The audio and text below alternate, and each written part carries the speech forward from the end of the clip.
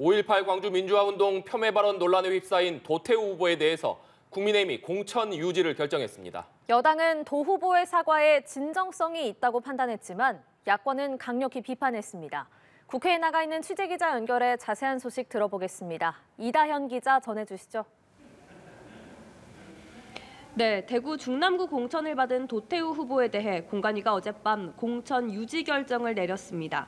이와 관련해 국민의힘 장동혁 사무총장은 도 후보의 과거 발언이 문제가 있는 건 맞다면서도 5.18 민주화운동에 대해 도 후보의 입장이 변화됐다는 점을 강조했습니다.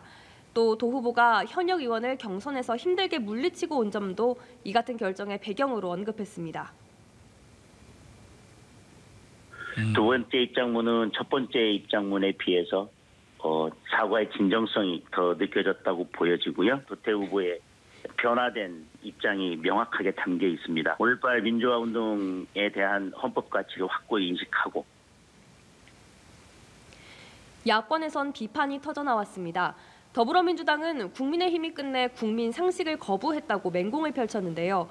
김부겸 상임공동선대위원장은 선대위 회의에서 5.18 민주화운동은 우리 공동체가 합의한 내용이라며 상식적으로 납득할 수 없다고 지적했습니다. 재검토를 지시하던 한 위원장은 꽤 멋있었습니다.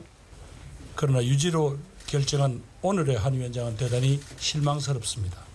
문제적 후보의 공천을 유지하기로 한 것은 상식적으로 납득할 수 없는 일입니다. 네, 더불어민주당 소식도 알아보겠습니다. 이재명 대표는 오늘도 후보 지원 현장 방문에 나섰다고요?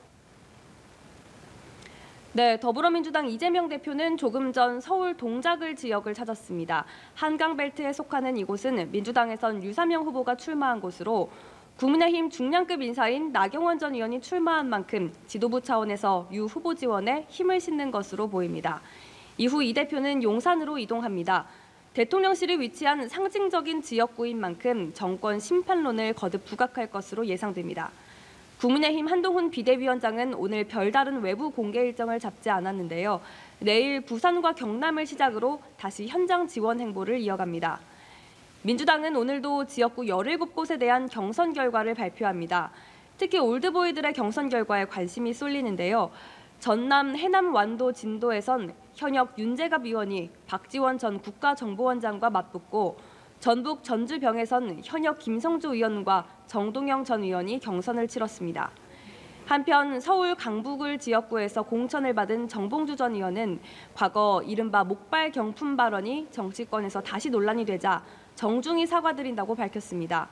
정 후보는 지난 2017년 자신의 유튜브에서 DMZ에서 발목 지뢰를 밟는 사람에게 목발을 경품으로 주자는 내용의 발언으로 물의를 빚었는데요. 국민의힘 박정하 수석대변인은 전날 논평에서 목함 지뢰 폭발 사고가 발생한 것을 염두에 두고 나온 발언으로 의심될 만한 상황이라며 국가관이 비뚤어진 것이라고 비판했습니다. 또 녹색정의당 이세동 부대변인은 국군 용사의 희생과 헌신을 비웃는 자질을 가진 사람이 거대 야당의 선거 후보로 나온 것이 참담하다며 공천 재고를 촉구했습니다. 지금까지 국회에서 전해드렸습니다.